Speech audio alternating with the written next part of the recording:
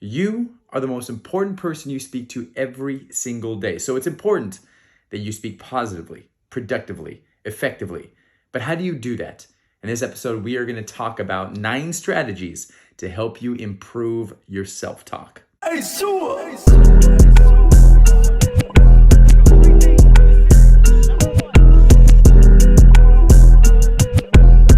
Hey, guys, before we kick off into this video, please hit the subscribe button, the like button, and the bell so you know when the next video is coming out. Before I give you these 9 principles, I have a little disclaimer. These are suggestions and not prescriptions. There is no one tried and true way to talk to yourself. What works for somebody might not work for somebody else. What works for your best friend might not work for you. What worked for you in the past might not work for you today. You need to respect the fact that people are different, context is different, and people change. So find the thing that works best for you. With that being said, let's get into it. Principle number 1 is to embrace the power of yet. One of the things that you need to understand if you want to improve your self-talk is to put a comma where everybody else is putting a period. So have you ever said this to yourself? I'm not fast. I'm not strong. I'm not where I want to be. Now notice, those are all sentences with a period at the end of it. Now, if you want to embrace the power of yet, you replace that period with a comma and then add the word yet. So watch this. I'm not strong yet. I'm not where I need to be yet. I'm not good yet. By doing that, you are embracing the power of the future, the process. When you just tell yourself, I'm not strong, I'm not fast, I'm not where I want to be, you're labeling yourself. And we're going to get to that. We're going to get to that specifically about labeling yourself. But when you add the comma, take away the period, add the comma, you're telling yourself that this is a process. Yes, I might not be there yet, but I'm a work in progress. I'm always under construction. And so embrace the power of yet. That little principle, that little strategy can help you tremendously. The second principle is to stop complaining. When you complain, it leads to a bad attitude. And not only do you bring yourself down, you bring others down with you. When you complain, you focus on things that you can't control. Let's say you're complaining about something you can control. What you're telling yourself is, I'm not gonna do anything about it. There's one time I was teaching. I used to be a high school teacher in a previous life, and it was snowing outside. The student comes in, slams his books on the desk, and he says, I'm in a bad mood. I said, well, why are you in a bad mood? He said, it's snowing. I said, you're in a bad mood because it's snowing. He goes, yes. I said, why are you giving the snow so much power over you? And then I went about my way and I just walked away after I said that. Planted a little seed. And he comes up to me and goes, what do you mean? I said, well, you're giving snow power over you. He goes, what do you mean by that? I said, well, you're telling me that when it snows, you have a bad attitude. When snow has so much power over you that it can literally control how you feel and the mood that you're in. Do you hear yourself? And he looks at me, he said, I never really thought about it that way. And we went on to talking about what he's gonna do about it, how much control he has over it. And I noticed that he just stopped complaining about the snow because he realized there's nothing he can do about it. And he did not want to keep giving snow power over him. And so he made a little mindset shift. If you are used to complaining or being around people who complain, just pay attention to that. Eliminating complaining and eliminating negativity, just starting there will help put you in a better mood and put you in the best position to succeed. Principle number 3 goes along with principle number 2. If you're going to complain, add a but. This is what I mean. Do you remember when we talked about the power of yet, replacing commas, replacing periods with commas? You're gonna do the same thing, but instead of saying the word yet, you're gonna add the word but. So let's say this high schooler complains about the snow. I hate it when it snows. Let's say he says, I hate it when he snows. Now there's a period again, it's complaining, you're feeling sorry for yourself. But if you take away the period, add the comma, and add but, and then the sentence. It's snowing outside. I hate when it snows outside, but I'm just gonna focus on having a good attitude today. Or I hate playing in the heat, but I've played in the heat before.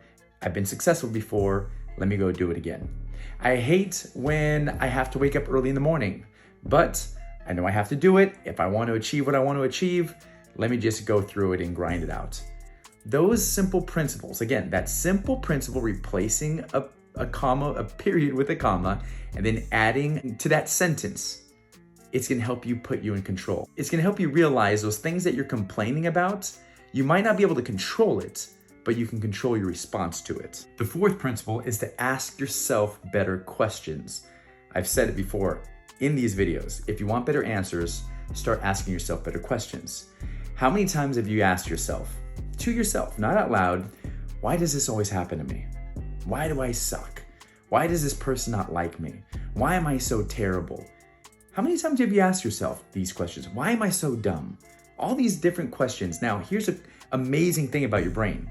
When you ask yourself those questions, your brain is gonna try to help you out. It's gonna go out there and it's gonna try to bring you evidence to answer that question. Oh, why do you suck? Because, boom, that person is better than you. Why does this always happen to you? Because fill in the blank. Your mind is going to find an answer to that question. Whatever you put in, it's gonna go out and do the work for you.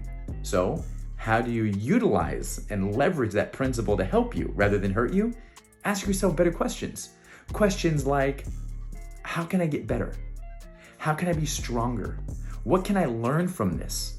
Same principle is going to apply. When you ask yourself those questions, your mind is going to go out and look for answers and bring it back to you so you can do something about it.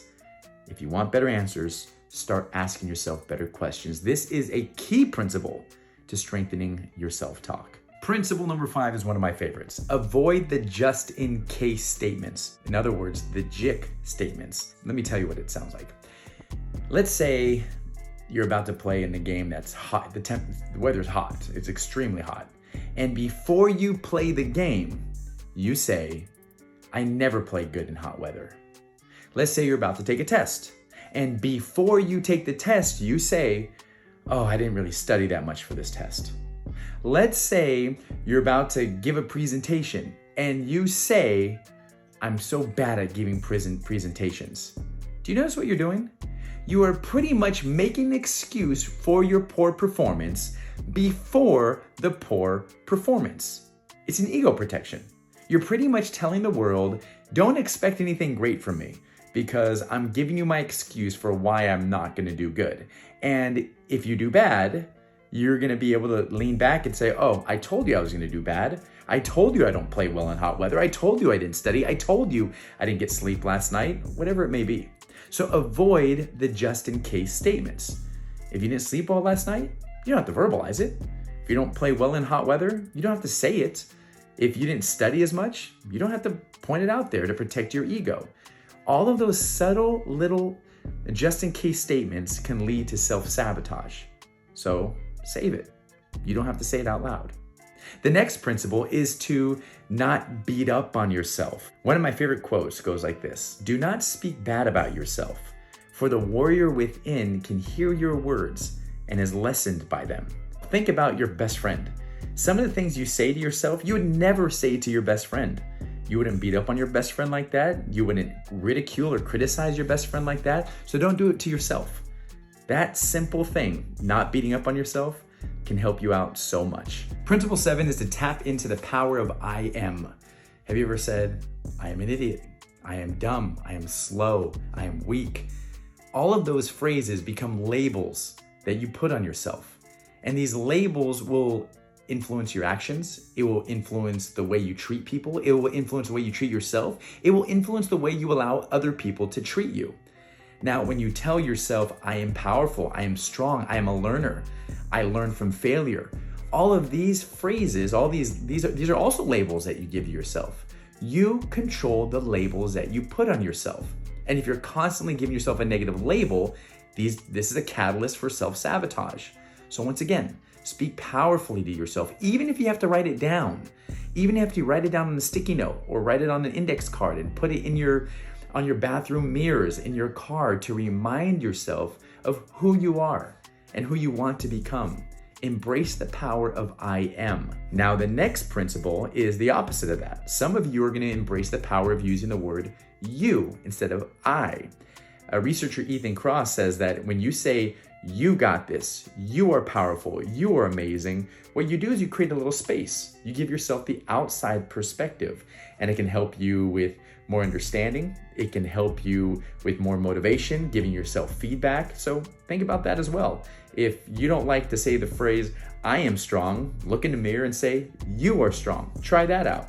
Different strokes for different folks. And last but not least, if you want to strengthen your self-talk, strengthen your perspective, strengthen your outlook on life, you want to practice gratitude. It is so easy to fall into the trap of the negativity bias, to focus on your deficiencies, to focus on your weaknesses, to focus on why other people are better than you and what you don't have versus what you do have. Now is the time to pause and comb over the last 24 hours and identify what you're grateful for. And it can be small things that you sometimes take for granted. And as you constantly fill your mind with things you're grateful for, it's going to do something to you. It's going to fill you with positivity. It's going to fill you with a sense of gratitude. It's going to fill you with a sense of knowing that there are good things happening in your life. It's going to give you this hope. It's going to give you resilience. It's going to help you be a better person, a better teammate, a better family member. And so I would suggest write these things down, share it with your friends, share it with your family, share it with your teammates, share it with your coworkers. What is the best thing that's happened to you in the last 24 hours? What are you grateful for that's happened in the last 24 hours? That little practice can go a long way. Okay, my friends, hopefully you enjoyed this video on how to improve your self-talk. Let me know which one of the 9 principles resonated most with you, and hopefully you stop beating up on yourself. Hopefully you can use one or more of these principles to become a better version of yourself by starting with treating yourself more kindly and being more productive and being more positive. Doing those things will help you optimize performance in anything you do. Have a great week, as always, and we'll do it again next week.